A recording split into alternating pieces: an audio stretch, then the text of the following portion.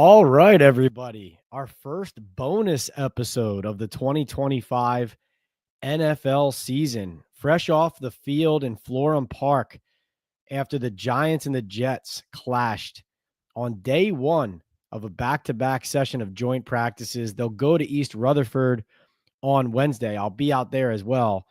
I want to credit D Kit right off the bat. D Kit, diehard Giants fan, runs a bunch of Twitter spaces and constantly getting Giants fans together to talk, to congregate, to discuss the team that all of you are so passionate about. D Kit kind of pushed me to this, said that he wanted more information on what I saw on the field, wanted to know who got beat, who won certain reps, why did a certain play succeed, why did a certain play fail. And so I'm going to try to do a half hour here. It could be all Q&A for all I care. Full disclosure, I watched mostly for the entire day the Giants offense against the Jets defense. And so watching the Giants offense against the Jets defense, obviously we know the Giants defensive line is an entity that, listen, if it's dominant or it's pretty good or it's, making a difference in some games and it evens out in others, it's going to be a position of strength on their team in some way, right? The defensive line, we know that.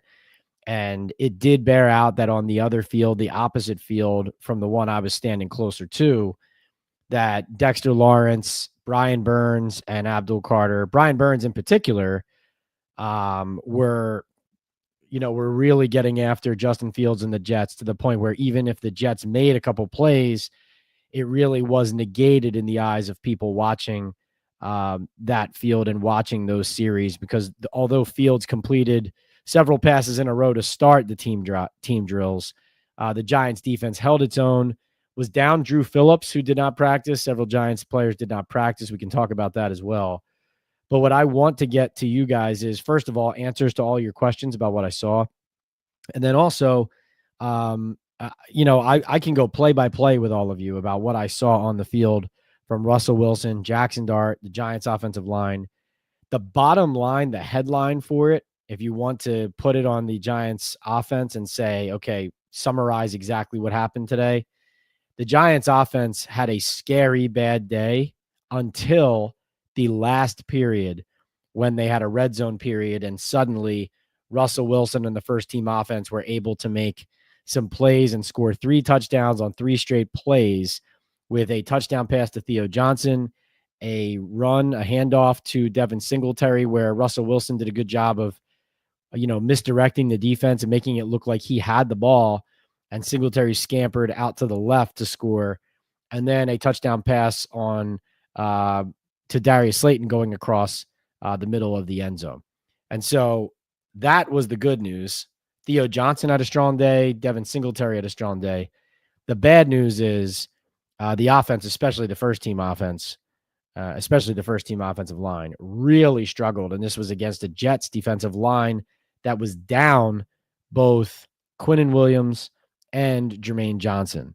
Now, Malik Neighbors didn't practice, obviously, so that's a big blow. Jalen Hyatt still not on the field. Evan Neal still not on the field. Scatabo still not on the field. Andrew Thomas still not on the field. So a lot of asterisks to it all, but the bottom line is, if the Giants offense plays the way they did today, their defense is going to have to be dominant for them to even have a chance to be in games. That would be the bottom line and my primary takeaway from what I saw on the field. All right, so let's get into the Q&A.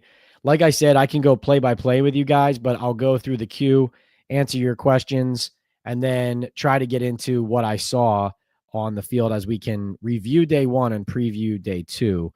So, like I said, D-Kit kind of pushed me to this, or asked if it was possible, was really just searching for the best information and insight. And, I'm proud that this is a community and a place that he feels and that you all feel that you can come to hear the latest and, the firsthand account of what's going on at these practices, where, yes, there were a handful of fans there, but most of the time you have to get this kind of news online secondhand. Everybody's got jobs, lives.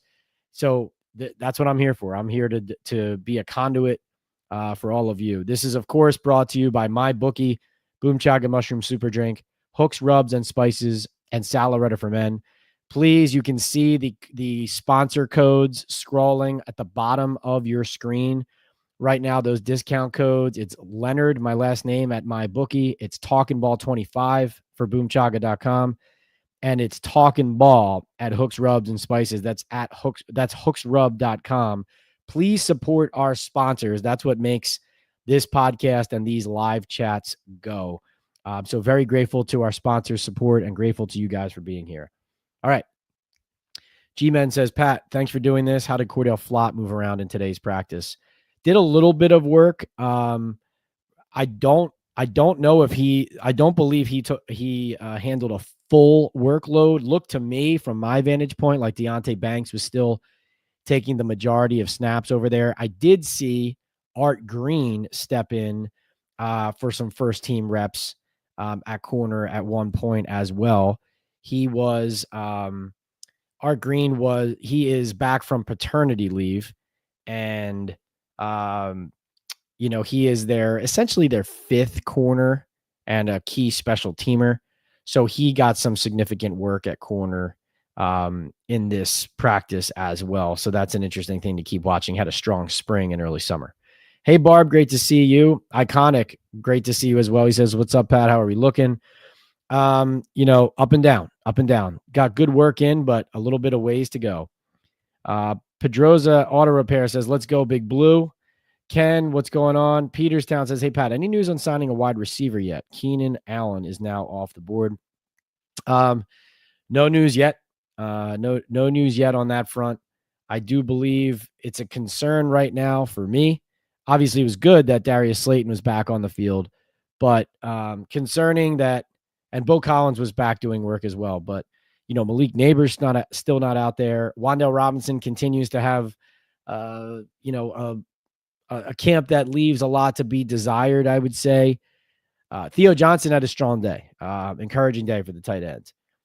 But, and Montreal Washington made some catches, and we'll get into that. But, the Giants it does feel like with Jalen Hyatt not practicing and Neighbors not practicing, you're just not seeing a lot.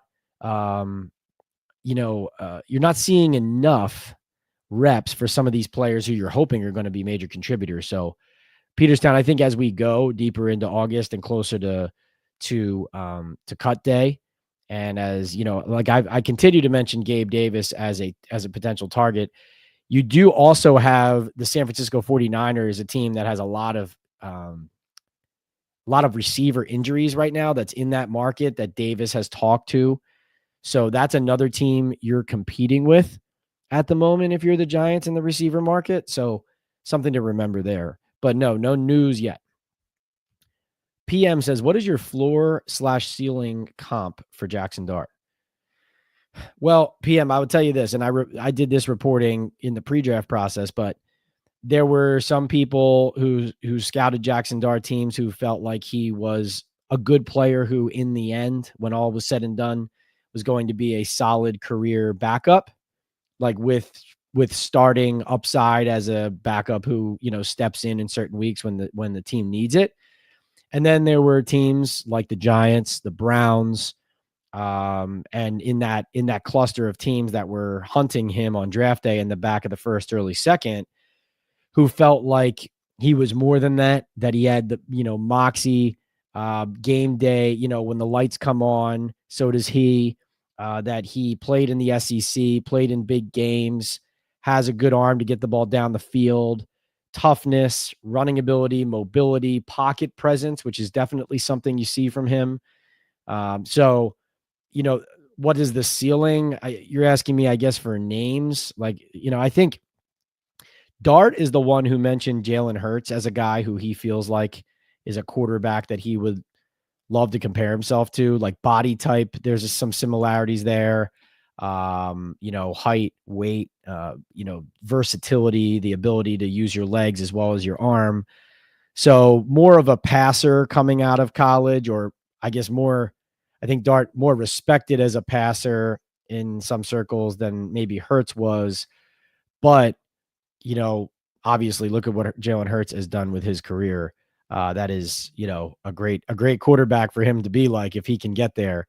And then, I mean, what's the floor? I mean, I guess trying to think of a solid backup with mobility.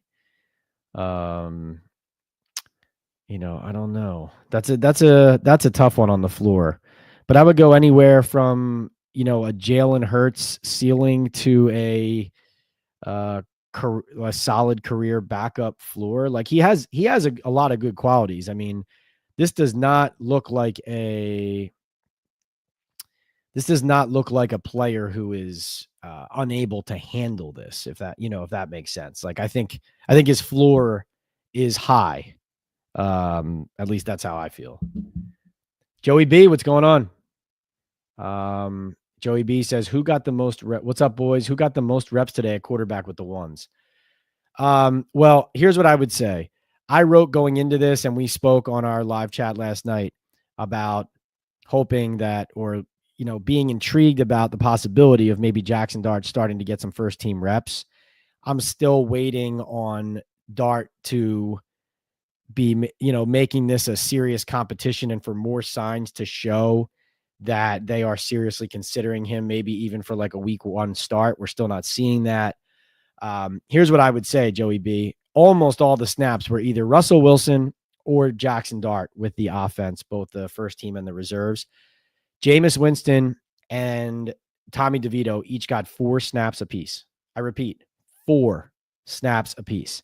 That tells you how much Jameis is buried on this depth chart. And really how much, like I've said from the beginning, he doesn't belong on it. Because if they're not, like, I think he deserves a chance to play, but if they're not going to give him one, why is he here, right? Dave Z says, oh, man, I missed you, Pat. Looks like Abdul Carter is everything I hoped Thibodeau would be. You can tell the Giants are excited. Like Dexter Lawrence wouldn't even, it's like right now they're not even talking about him because they're trying to keep it on the low because they know once the season starts, if this guy's on the field, he's going to be a game wrecker. And Justin Fields complimented him as well. Joe, Malik Neighbors did not play today. Joe says, if not, would he not practice during the season and only play during games? That's a really good question. I mean, he missed a bunch of practice time or was limited in a bunch of practices last year too, Joe. So this has been par for the course, but I'm talking about limitations. Him not practicing on this day. I mean, listen, I wasn't misleading you guys when I put that up when we did the live chat yesterday, and I was talking about Neighbors versus Sauce Gardner, and I was excited to see it. I expected him to be on the field today because I know he's been battling things, including the toe, but when he's been on the field, he's looked really good. And so even though he missed that Buffalo game and was his workload was dialed all the way back the 2 practices prior to that, I didn't like that he wasn't on the field for this practice. Now, Daboll would not answer about the severity of the toe, if there was a need for more images and what's going on with Malik at all. Clearly, as it goes with a lot of their players, the Giants are trying to do whatever it takes to get their team to week 1 with as many big names and key players available for that game as possible. So you have to try to trust that. But again, the Giants and injuries, man, this is an annual thing. Please, by the way, all of you who are here, please like and subscribe. If you're not subscribed, please subscribe to the channel, PL and NFL Talking Ball with Pat Leonard. I'm the New York Daily News NFL columnist and Giants beat writer. We are talking about my firsthand account and observations of the Giants and Jets joint practice in Florham Park at the Jets facility today, Tuesday, August 12th. I will be out in East Rutherford, back at the Giants facility on Wednesday for the second joint practice to wrap up the dual days there and then prepare and get ready and on ramp for that Saturday preseason clash at MetLife Stadium. All right. Joe says, Pat, I saw you talking to Dexter today. Is his injury his left elbow? What about the Giants running game? Yeah, so his elbow is the elbow that he hurt against the Cowboys last year. Now, what wasn't clear coming out of last season was what Dexter's, rehab plan and availability was going to be during the offseason. It was never really considered or discussed as a question. So this is something, though, that was glaring to me, as Lawrence did not do team stuff in the spring. And then in the summer, like, he's still been pretty limited. And we talked about this the other night, but it's gotten to the point with Dex where he is, doing conditioning sprints at times when he's not taking the snaps. He's starting to get more and more reps, a handful maybe here and there every day, but he's been very limited. And I asked him about that today. It was a topic I wanted to discuss with him. And he acknowledged that he's been on a schedule and a plan of kind of gradually getting back into it. And so it was an admission that, he's being managed. And also, I mean, he didn't stand there and say, I'm out of shape or I'm not in football shape, but he acknowledged that he's still kind of working his way back on the plan and that he's not behind schedule, essentially. So, but that's something to watch, just as far as, like, listen, he played today. I know there was one play where he was trying to chase Justin Fields downfield. He was joking, saying, I'm the fastest. So he was in the mix, but you just want to make sure, like, again, as we've said about the whole team, but it especially goes for the top guys, when you're facing Washington in week 1 and Dallas in week 2, Kansas City, Chargers, etc., you need to hit the ground running. And these guys have to be ready for those games. You can't be saying, hey, let's get the best of what we have from Dex in week 4 as he plays his way into it. Like, you need him there in week 1. So he didn't seem concerned today, but he did acknowledge it's still a work. He's progressing. H-Town, Texas says health and wealth to all. Thank you. Joey B says we should get Gabe Davis or take a flyer on Justin Ross. GCN says, Pat, did Daboll say Wide Neighbors has not practiced in almost a week? Why? What about Thomas? Is he improving or moving any better? Thomas wasn't on the field, another concern, and he wouldn't answer the Neighbors question. H-Town says Giants can make games competitive this year. It's to be seen if Daboll and company learn situational football awareness and play calling awareness to turn losses into wins. The D-line will be a monster. I have liked Kafka's play calling, but in this practice, the offense really did struggle. We'll get into the specifics in a sec.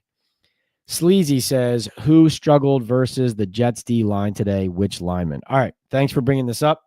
So let's get to some of the play-by-play to shed some light for you guys on what I saw. So in the full team periods, that's what we're talking about here. Russell Wilson's first drive was a Michael Clemens sack. He beat James Hudson, the left tackle, and Hudson was also called for a hold on the play. So most times these, when I say a sack, that means it was such an obvious pressure on the quarterback that they just blow the play dead. Now, the one difference is the second play. Right after that first sack, we have the Jets' Jay Tufele, I think is how you say his name. He beat Greg Van Roten, the right guard, and knocked him down on the ground on his butt. And Van Roten fell back into Russell Wilson, who fell to the ground. So it was a very, very regrettable rep. Wilson then had his first pass attempt batted down on the third play on the left side, I believe. The fourth play was a sack by Will McDonald, the Jets pass rusher, beating Jermaine Illuminor. Illuminor had a rough practice today. Illuminor had a really rough practice today. And I would say this too, Brian Daboll was not happy. We're not allowed to report what is said on the field in those moments, but I can promise you that, the coach was losing patience with the offensive line. And as you hear me talk about who had rough days and who's struggling, you can get an idea of where the ire may have been directed. So then the fifth and final play of that drive was a pitch to Tyrone Tracy for, I think it was probably a pretty good gain. I mean, they weren't they weren't tackling to the ground. So yeah, it's hard to judge exact yardages on the runs, but on this kind of play, they would have gotten some yards, but not enough based on what had happened in all these plays prior. I mean, obviously, in a real game, they already would have punted.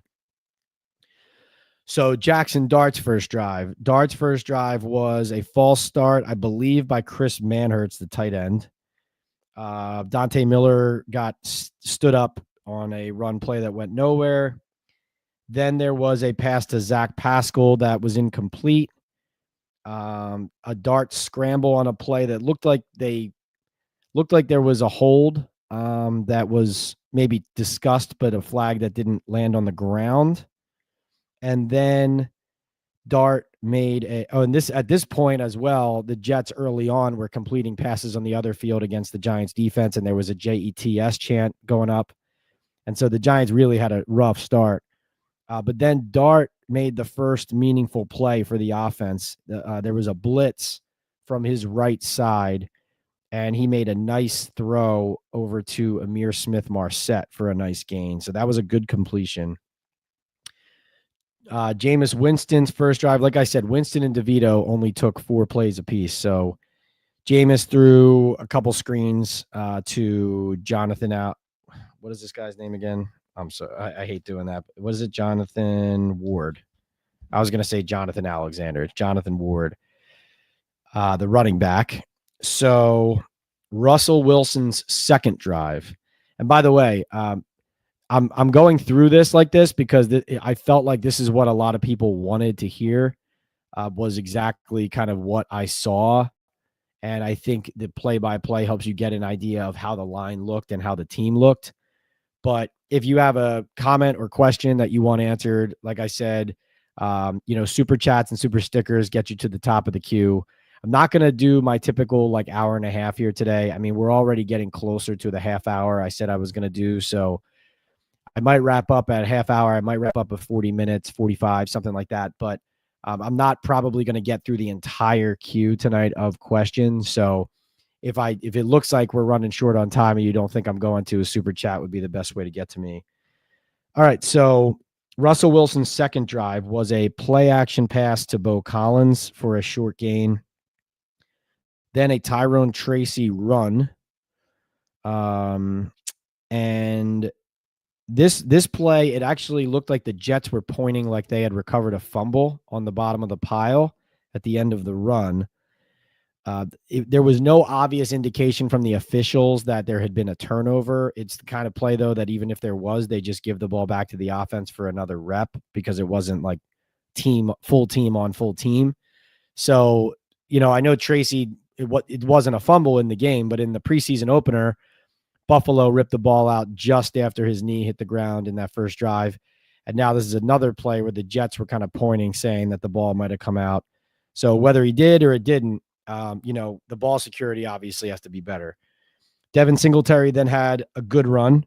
I believe this one was out to the left. Chris Manhertz, the tight end, was involved in a lot of good running plays when they were moving the ball. Let's see. So Daboll was not happy at this point. There was a false start, I believe, by an offensive lineman, maybe by a Luminor. And then this is still Russell Wilson at quarterback. Darius Slayton dropped a ball, but it was a hospital ball from Russell Wilson. Like Slayton would have gotten crushed in a real game. And then I have written a slant to Wan'Dale Robinson that was incomplete. I believe that was still Wilson, and that, it was just one of those plays where you feel like a bigger and better receiver makes the catch, to be honest. I think it was a slot corner route, if I remember correctly. So Dart came back into the game, so Dart's second drive, he was incomplete on a throw for Montrell Washington over the middle. It was guarded tightly by a Jets corner. Then it was a fumbled shotgun snap from, I believe, Austin Schlottman. Then there was a Dante Miller run, but a flag on the play for, I think, a hold. Then there was a swing pass to Jonathan Ward. DeVito came in through an incompletion, and then Ward carried the ball for a run. At this point, the Giants offense was reeling. The offensive line, first team offensive line especially, was reeling. Jameis Winston got the offense together and gave like a rousing speech to a bunch of the offensive players during the break after this first 11-on-11 session. So that was interesting, especially guys not getting any snaps, but was stepping up and trying to be, a leader for the group. So after that, Russell Wilson's next drive, so this is his third drive. Russell Wilson. Okay, so the first play of this drive was a really nice run by Devin Singletary. It was like a cutback that, Singletary put his foot in the ground to the right and bounced it out to the left around Michael Clemens, the Jets' end. It would have been a big gain in the game. Then he had a run for nothing. There were some scuffles between Greg Van Roten and Jay Tufele at this point. Then Russell Wilson was pressured. I mean, it could have been a sack on the play, or maybe he avoided it for a few yard gain. He scrambles. Jackson Dart then came in, play action, good pass protection, and made a deep throw, nice on target to Theo Johnson for a solid gain. This was the best completion of the day in my mind for any Giants quarterback, especially in this open field period. That was a nice play. It was well done by some of the reserve offensive linemen. Marcus Bowe looked good again at tackle. And this was a nice completion. And like I said, Theo Johnson had a good day. Dante Miller then with a run, and then Dart hit Montrell Washington for a completion. And Daboll was getting pumped up because Dart really in the end had a better day in the team period than Wilson did. Jameis Winston then was sacked by Michael Fletcher on a play action. Then Jonathan Ward with a run that went nowhere. Russell Wilson came back in, play action incompletion to Wandale. Tyrone Tracy with a run that would have been for a loss. And then Devin Singletary had a pretty good run. Okay, like not a chunk run, but not a nothing run. Then Jackson Dart popped in. Dante Miller again with a run. A pass batted down. Then a play action with some misdirection to it that resulted in a pass to Dante Miller. DeVito came in, pitched the ball to Jonathan Ward. Then there was a false start. Actually, no, it was a flag. It looked like a false start, but I think in the end they only had 10 men on the field as an offense. And then he hit Ward with another pass. So stop me if this is boring you, but this is how the day went. As you can see, there was not a lot going on for the offense. There's more coming. I guess the highlights of the rest of it would be that, let's see. There was another nice throw from Dart to Montrell Washington. The thing that Dart left on the field was there was a play in the full field period with Greg Dulcich open down the seam, and another play with Dalen Cambry open, running kind of to the left side of the end zone. Two plays with open receivers with good scheme from Mike Kafka that Dart overthrew the receiver and wasn't able to layer it in and get it on the receiver's hands. Like just missed both plays that could have been deep completions and touchdowns and could have resulted in a big day. Let's see. And then, in the full team period, that's where Russell Wilson kind of saved the first team offense. They had a run for nothing with Tyrone Tracy, then a short completion to Wandale Robinson, and then they went touchdown pass to Theo Johnson, touchdown run Devin Singletary, touchdown pass Darius Slayton. So, and then the Giants defense did pretty well. They did give up a touchdown eventually on a really nice throw back across his body from Justin Fields to Jeremy Ruckert, tight end. And then Dart's red zone period was kind of a slog. There was a false start from Josh Azudu, but eventually he did hit Zach Pascal for a pass that, as you've probably seen on the Giants account on social media, was nice, like bobble catch by Pascal, and he tapped his toes down and it was ruled a touchdown. If you look at the replay, he only got 1 foot in, so I think in a real game it would not have been a TD. but it was called a TD on the field. And then let's see. And then the Jets backups, like the Giants, there's a big drop off with the Giants backup defense, as you saw in the Bills game. There seems to be a big drop off there. Kenny Nwangu, the Jets running back against the backups, scored on a touchdown run. And then they had, I believe, 2 other touchdown passes with the backups, including one to Arian Smith that I believed closed the practice. All right, so that was the rundown of what I saw from the offense. And as you can tell, as I said right off the top, in general, what we were looking at here is a rough day for the first team offensive line and for Russell Wilson, but they were able to save it with efficiency in the red zone at the end. So that was a relief to see. Dart had the better day overall, but left some things to be desired on the field, including those completions down the field that he could have had that he just missed. So that is my primary review of the nuts and bolts and the details of what we saw.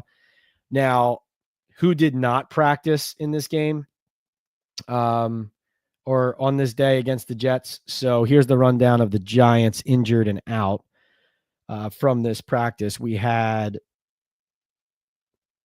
all right, so Malik Neighbors didn't practice. Neither did Jalen Hyatt, Drew Phillips, Cam Scadaboo, Evan Neal, Daquan Felton, and Trey Hawkins. Corey Black and Demetrius Flanagan-Foles were also on the side. And then Izudu and Hudson both got banged up during practice, but they also both returned to practice. Joe wants to know if Dart is starting the Jets game and going to play the first half. Joe, it's certainly starting to look like that could be the case. Would not surprise me, though, if the starters continued to play, meaning Russell Wilson still gets a little bit of work. Like Daboll keeps using this line of whoever is able to play is going to play. And so if that's what he's sticking by, then maybe we're going to see something very similar to what we saw in the first preseason game as far as the setup with Wilson starting and then Dart coming in quickly and playing the bulk of the first half. So that's a possibility as well.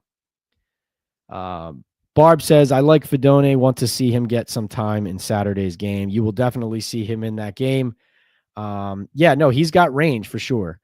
Has had a lot of health issues in the past, so got to stay on the field. Dave says Abdul Carter's spin move looks even quicker than Dwight Freeney. The way he moves on interior rushes is a sight to behold. I bet he's even quicker in person at field level. Tape just doesn't do him justice. He's extremely fast. And there's a reason why everyone who is playing with him or against him is just kind of saying, oh, this guy's for real. H-Town says it's a brutal schedule. Can the O-line pull together and allow the quarterback a chance? Thomas desperately needs to be healthy. Without him, it's zero chance to keep the quarterback upright. Will the running game give more? Yeah, no, I agree with you. I think the offensive line is a concern. I think the offense is a concern. It's definitely a huge asterisk if the offense is on the field and Malik Neighbors isn't there with them. I mean, he is the focal point of the entire offense, so him not being there changes a lot. The defense doesn't have to pay attention to that player. They can send more bodies at the quarterback. They can blitz, right? So, definitely don't have to honor as much with the Giants offense when Neighbors isn't out there. But, yeah, it is unsettling. It does feel like if Malik and or Andrew Thomas is missing time, is banged up, whatever it is, this Giants offense isn't going to get by without, just losing one or two players. Like they just don't have anything to cut it. Colvin says, I think it's all about advancing Dart as quickly as possible. Winston's security blanket. They still have to have Dart comfortable enough to be the starter next year. Let's see. Yeah, and they have Winston for 2 years, at least at this point. Yeah, Joey B. O-line looked, first team O-line looked rough today. A2, what's going on? Great to see you. GCN says, why is Thibodeau always wearing a brace on his left elbow? Old injury. Yeah, that's something that he's been doing, for a lot of his, I want to say, did he go to that full time last year or was that prior to that? I feel like something, or maybe it might've been like in the middle of his rookie year, But yeah, that's a consistent thing for him. I believe it's extra support for an old issue. I'll double check with him on that though, but I believe that's what it is. Speaking of Washington and Dallas, Barb says, I heard Jaden had a really bad day today and no Terry. And of course, with Dallas, no Micah getting reps either. Yeah, and guys, I would urge you, like I was worried when I recorded those podcast episodes with Calvin Watkins and JP Finley that I was worried that those episodes weren't going to be current much longer, right? Because you figure, oh, you do an episode on what happens without Scary Terry, what happens without Micah Parsons, and then they sign in an hour, or they sign the next day, and now the episode's old. Those episodes are very helpful if you're a Giants fan, wants to know what's going on with the week 1 and week 2 opponents, and obviously 2 NFC East rivals and division foes. Please check out those episodes on our channel here with JP Finley and Calvin Watkins, who cover the Commanders and the Cowboys respectively, and bring you in the weeds of all of that. But that is interesting. Jaden having a tough day. Yeah. This is the thing. Every team's dealing with something right now, right, Barb? So those are potential issues there too. Yeah. Dave reminds us that Thibodeau had a hyperextended elbow a couple years ago. H-Town says Dart is no Jones, has Moxie in touch. That 3rd and 12 screen to Turbo for the first down was pressure. He had to lob the pass over the defender to Turbo, even though it looked covered. Good play by Dart. Yeah, no, he does have touch. That was a nice touch throw for sure. Daniel always struggled with those screen passes. Joe wants to know, what about penalties? Did they have refs calling them today? Yeah, the Giants offense committed about 6 or so, I think. It might have been 7, but yeah, too many again. And yes, there were refs calling these penalties out there. Yes. Savage Steve says, what's up, Pat? What's up, Savage Steve? Great to see you again. He says, do you think Dart will realistically start at the Saints game? I just feel Daboll is pulling towards Dart. Well, Steve, I think it has everything to do with how let's assume, just for this conversation's sake, that Russell Wilson is starting week 1 against Washington, which has been the plan this whole time, and that's what they're talking about doing. But if that's really what's going to happen, then it's going to have to do with what the Giants do in those first couple games. If they split those first 2 games and the offense looks pretty good, then, you could see the Giants staving off the Jackson Dart stuff, and the fan base maybe not clamoring for it at all because maybe the defense looks good. Maybe the offense is complementing the defense. And then maybe at that point, it's like, well, hey, why rush the kid? Let him continue to learn. He's available. We know he's good enough to be our backup now already, but let's see what this team can do this year. And then now we're laying this foundation that everybody likes to talk about, right? But if they start 0-2, you're going into Chiefs Monday night or primetime game for, was it Sunday Night Football, I believe, for your home opener. If you're staring down the barrel at 0-3, hosting the Chargers in week 4, Savage Steve, I think there's a really good chance Jackson Dart is starting the game that you're talking about. But it, again, depends on what you think the team's going to do early and what they do early. H-Town says, hit the like for our guy, Pat, from your boy, Tommy. Thank you, Tommy. Really appreciate that. GCN says, Pat, did the 3 red zone touchdowns happen on full drives, or did they start in the red zone? No, they all started in the red zone. It was part of a red zone period. So yeah, that's the asterisk. That's the asterisk there. Now, listen, that's an upgrade over a lot of times what we saw with Daniel Jones, which was Daniel driving the team down the field and then struggling to get the ball into the end zone. Right. That was the one thing that he just couldn't get over the hump on, was just getting 6 points instead of 3, getting 7 points instead of 3. Right. So you do love, it's not nothing to say Russell Wilson and the Giants first team offense went bang, bang, bang, touchdown, touchdown, touchdown, even with the ball starting in the red zone. But yes, to your point, none of the drives that Russell Wilson and the first team offense ran on the full field level would have gotten them into the red zone to get in there in the first place. So that's kind of the context of it. Joey B says, what have you noticed about JMS, John Michael Schmitz, their center? Does he look like he's getting it together? No, I think I'm waiting to see, like, let's go through the first 4 games with him and see if it's going to come together or not. Joey B is how I feel. I think, he had some rough reps with Abdul Carter early, but as we see, everybody has some rough reps against Abdul Carter. I think John Michael Schmitz is what he is, which is a guy who can give you a lot of solid ball, but then is going to get overpowered at times. And, you need it to be better, though, at that position. There's no question about it. They haven't challenged him at that position. I do think that you look at him, you look at Wan'Dale Robinson, like these are guys who were second-round picks, but they deserve to be competed with to earn their jobs again this year, in my opinion. So I think that's a wait and see, cross your fingers situation. He's a worker. They love him, but, it's time to pay the piper there. D-Kit, what's up? Great to see you. He says, D-Kit, I told everybody right off the bat, you're the reason I'm back on here for this bonus episode. Probably only going to go about 5 or 10 more minutes here, too, because I'm a little bit gassed. I got a rough night's sleep last night. I have no idea why. But we're cooking right now. It's nonstop. Love it like this. It's August. It's ball. We got fantasy. It's fantasy draft season. We're right around the corner. So thank you for the super chat, D-Kit. Really appreciate you. D-Kit says, seems to me that Brian Burns may be in line for a big year if he can stay healthy. How were his reps against the new right tackle for the Jets, Membu? Also, what were your thoughts about Alexander's play today? So Burns really destroyed Membu today. As Dex was saying, like he was, working him with different moves. There was speed, there was power.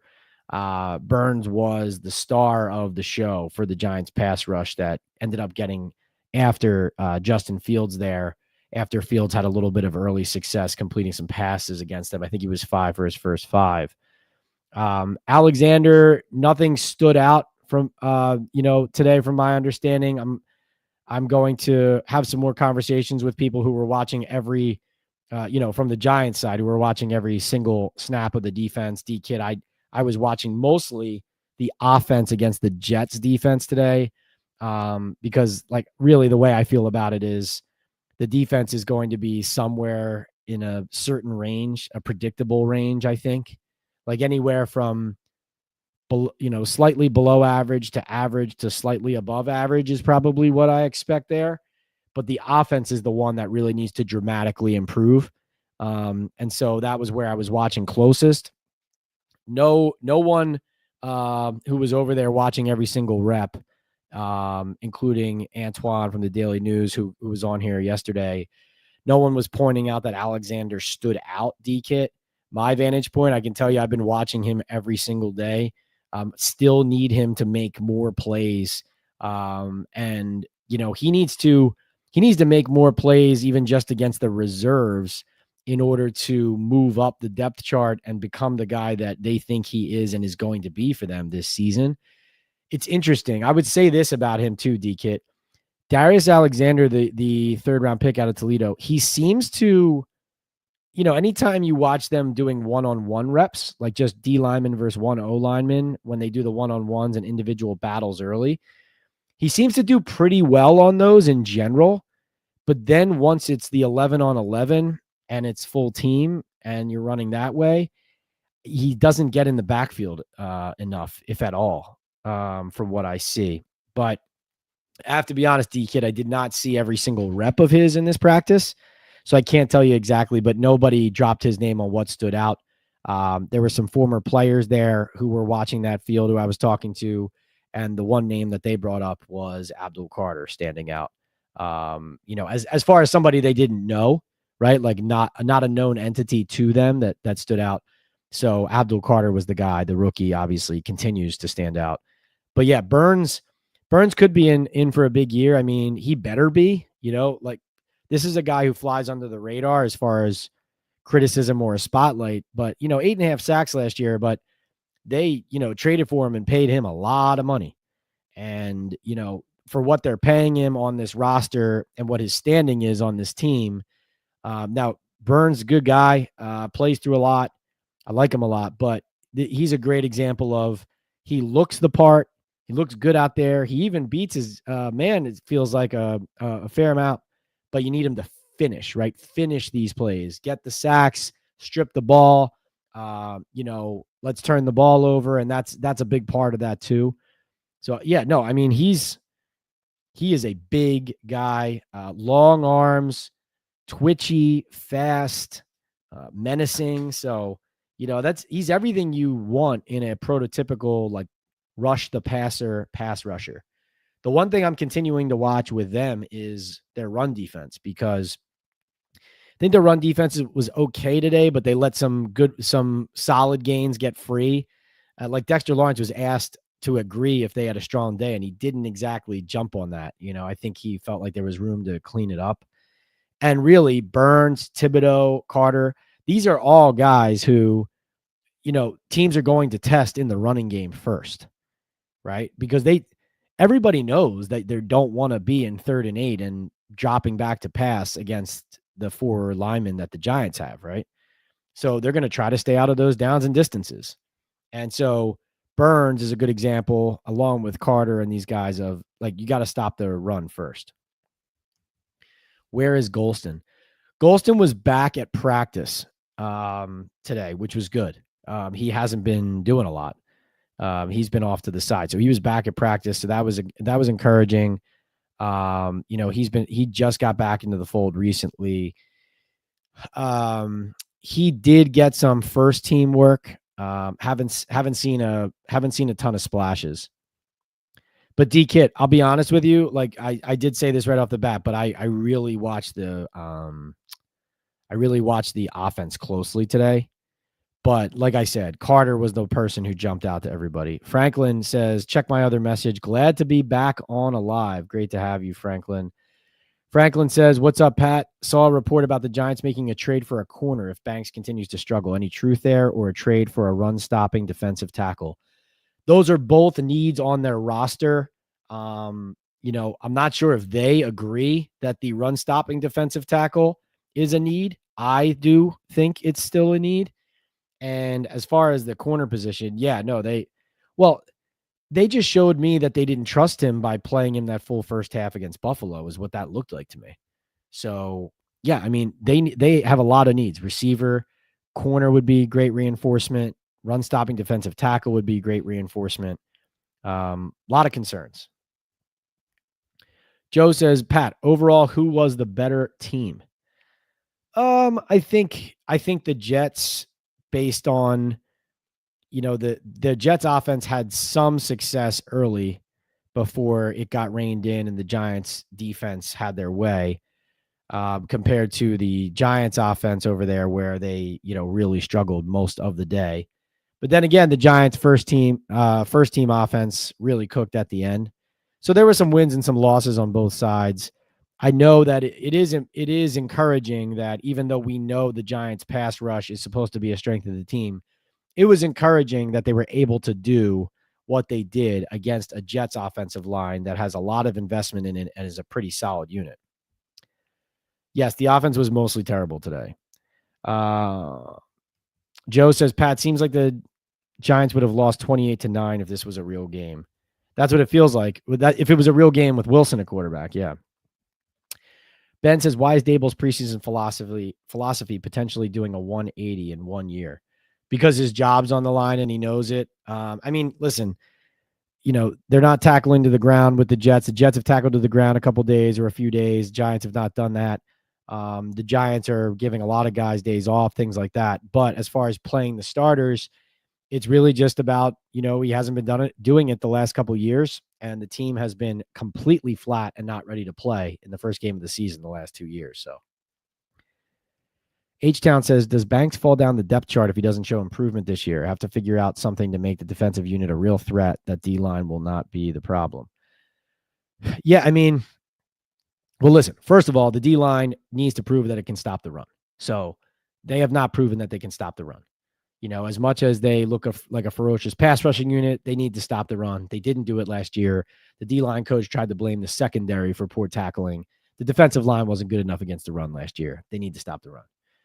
But listen, Banks is clawing for a spot on the depth chart right now.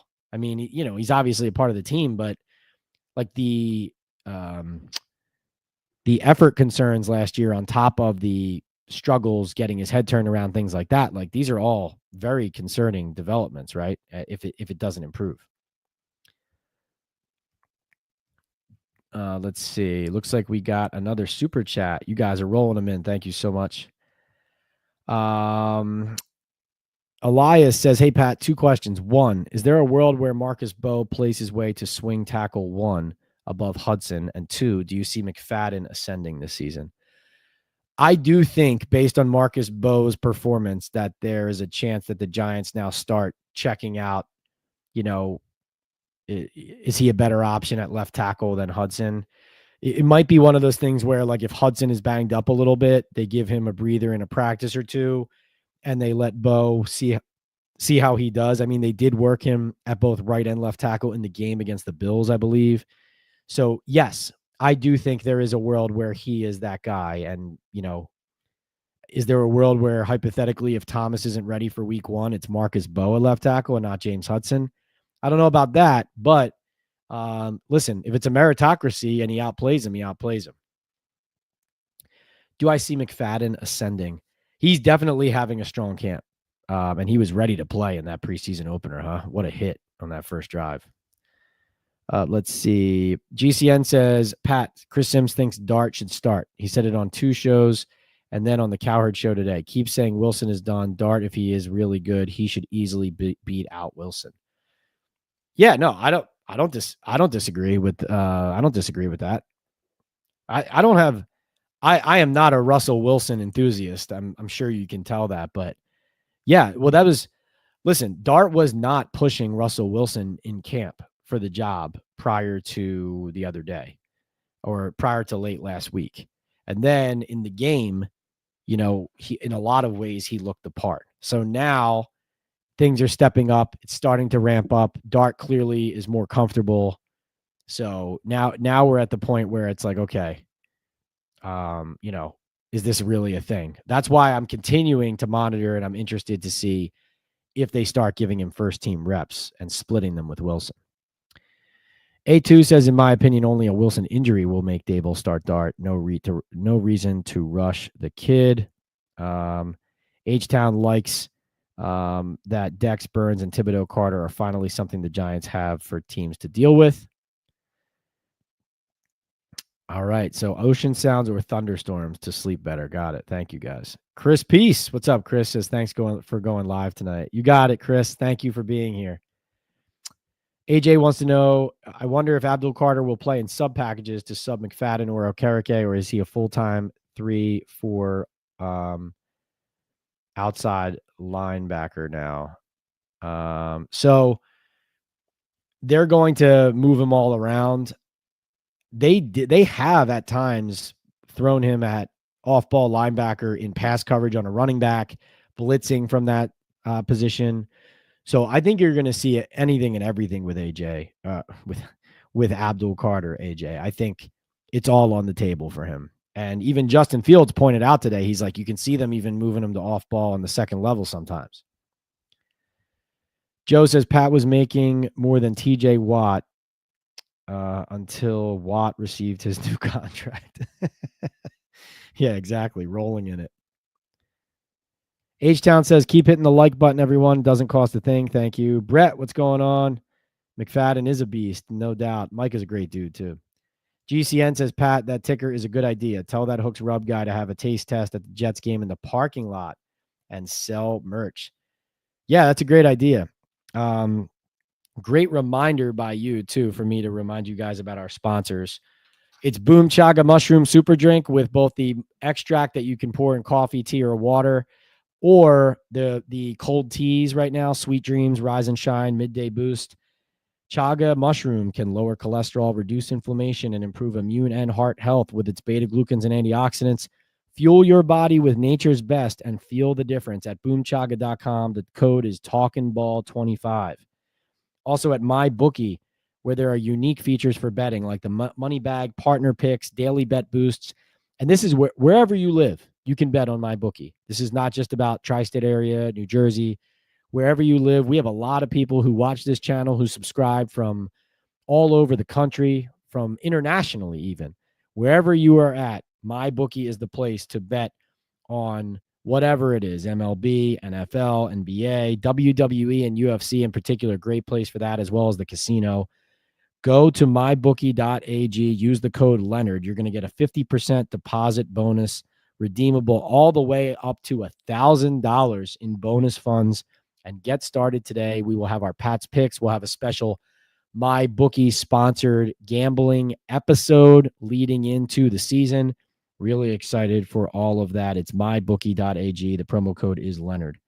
Also, Salaretta for Men in Midland Park, New Jersey. We got our first of rivals of the year coming up for the preseason game against the Jets. Tell them Pat sent you when you go into Salaretta, the only place, the best place for luxury menswear and tailoring.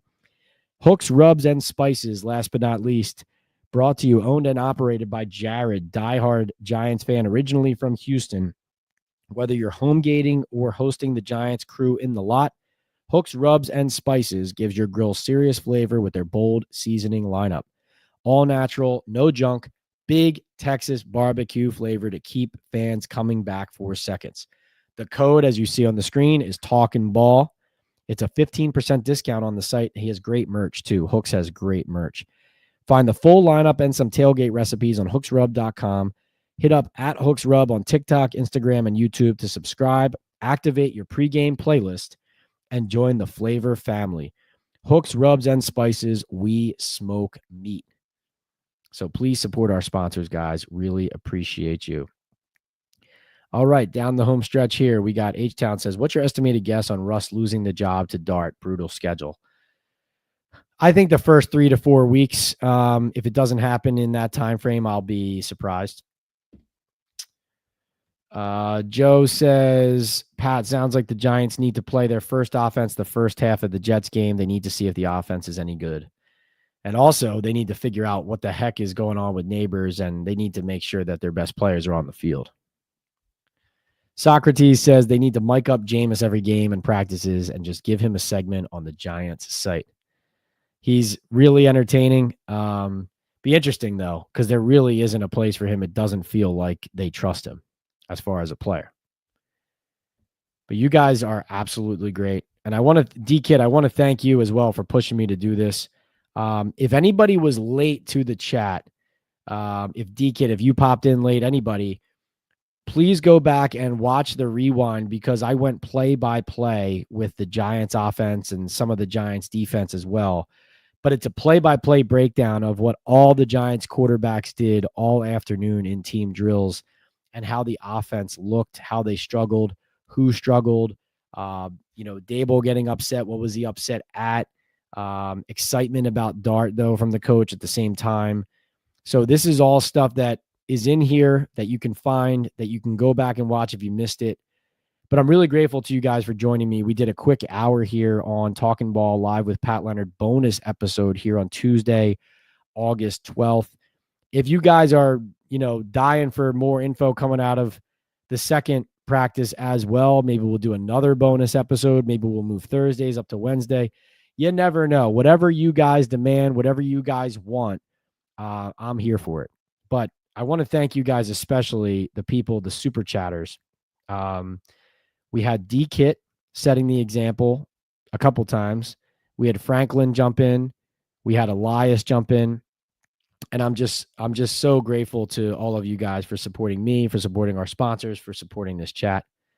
Chris says Jameis seems like he could be the next Michael Strahan in his post-football career. I think one of the reasons Russell Wilson is excited about being in New York is that's partially what he is too. Mark says, Pat, the quality and volume of content you're putting out is incredible. Thank you. Ironically, though I appreciate you for your sobering analysis, you have me irrationally exuberant about this team. Well, Mark, it's, this is what I try to do is be objective, fair, but also honest and critical. And critical doesn't mean being negative. It just means looking at it with a critical eye. So that can be positively, that could be critically, and there's a negative, and here's why something's not going to work, or here's a concern. What I love about the community we have here and that we're continuing to grow here, and all the people in here right now, I count you as one of those folks who has helped build this and is the reason why these chats are so constructive, I think, is we have fans who you guys just want to hear what's going on, whether it's exciting, whether it's disappointing, whether it's hopeful, whether it's the nail in the coffin of something, whether it means a guy's going to make the team, miss the team, turnover, penalty, touchdown. You guys just want to know more and know as much as you can about the squad so you can properly evaluate and analyze and watch the team that you're so passionate about. And listen, we can do and we do more teams, all NFL on this channel, on our podcast, on these lives when people ask about it, when I'm passionate about it. But here, the Giants are the bread and butter. And, this is something that I take very seriously, is trying to be a conduit to all of you. And I'm grateful to you guys for, wanting more content like this. Thank you for saying that, Mark. Joe says, Pat, the play-by-play was good. Do that for Wednesday's practice on the Thursday show. All right, Joe. Thank you for saying that. Good feedback. H-Town says, if you're the GM, Pat, what would you make changes at or look into bringing in? And then you say that Cam from Pittsburgh would stop the run. Oh, Cam Hayward. Well, yeah, no, you're not bringing in and paying Cam Hayward, though. But yes, he's obviously an amazing player. H-Town, I think, here's the best way I would put it. I don't have any information that the Giants are close on signing somebody at one of these positions right now, but clearly they've poked around at receiver. Corner's a position that looks like they need more talent and depth. Interior defensive line, Darius Alexander is the guy that they're counting on and excited about. AJ says Darius Alexander had a strong practice. I did not. I need to find out more information on exactly what he did and didn't do. I did not hear that. His name didn't come up talking to people who were over there all day, but this is what you want to see, is this guy getting into real action and making a difference, is something we haven't seen a lot of in camp. Yeah, Christian Wilkins, I think, would be too expensive and is not healthy to play football, Chris. So right now, not an option. But yeah, H-Town, interior defensive line, corner, wide receiver, those are positions that stand out. Even, I'm not saying they would invest anything in it, but the running back position without Scattaboo is concerning. With Scattaboo in the mix, you can see how they would kind of rotate these guys around, find different players in, as their preference in certain situations as the more favorable option. But without Scattaboo on the field right now, it's very thin back there. So, but yeah, I'll try to have more eyes on 91, since that's a guy that you guys are zeroed in on today. I'm sorry I don't have more information on Alexander today. But I do think we would agree that the offense and its ability to hang with the Jets defense is kind of more of a curiosity than the other way around. But I love that you guys are on a really important and key player there, because even though he's a rookie and a third-round pick, Alexander is somebody they are counting on to make a major difference. And so we'll do a little bit more digging on that and observe him tomorrow in East Rutherford and come out of there with more insights and analysis for you. But yeah, thank you so much, D-Kit. Thanks for kind of giving me a little nudge to do this. And listen, I'm grateful that all of you are here and all of you are so eager to talk more Giants, more football. This has been Talking Ball Live with Pat Leonard, the bonus episode after day one of joint practices against the Jets and Giants. We will double back. We'll see what we need tomorrow. I'll talk to you guys on social tomorrow. If we need, another bonus chat, we'll do one. If we don't, maybe we'll hang on till Thursday. But either way, intend to bring the best analysis to you guys coming out of that, going into the preseason second game against the Jets. Socrates is going to close us out. He says, I think Banks needs to get angry. When he had that Bills receiver make a one-handed catch on him, he let him clown him by putting the ball in his helmet. I would take it personal and fix it. It's for him, it's all mental right now. He has the physical traits. He has to, whether it's mental as far as remembering to do certain things like get your head turned around, whether it's mental recognizing a certain play and a coverage, or whether it's mental in maintaining maximum effort and better body language. Now, I will always go back to this. I don't like the pointing the finger at Deonte Banks as the big issue and the one thing that's wrong with the Giants defense, because so much went wrong with the Giants defense last year and so much was unacceptable from the Giants defense. And like I said, started on the defensive line. But I think you're absolutely right, Socrates, is that you're saying, listen, this is the time. It's either now or never. Like the fact of the matter is Banks has to, it's not an excuse to have it on your resume that at a certain point in your career, you didn't try as hard as the rest of your teammates. That's not a thing. So, but great point, great information, great analysis, great insight. Thank you for all the super chats and the support. Remember, hit those likes one more time while we are live. Subscribe if you haven't already. And please support MyBookie, hooks, rubs, and spices, Boom Chaga Mushroom Super Drink, and Sal Loretta for Men. Take care, all. Have a great night. And remember to follow me on X or Twitter, PLeonardNYDN, and then everywhere else, Instagram, TikTok, YouTube, for reels, photos, videos, analysis, and reporting and stories in the New York Daily News, of course, on the latest from Wednesday's practice and more throughout training camp and the preseason as we get ready for the Giants 2025 year. Thanks so much. See you next time.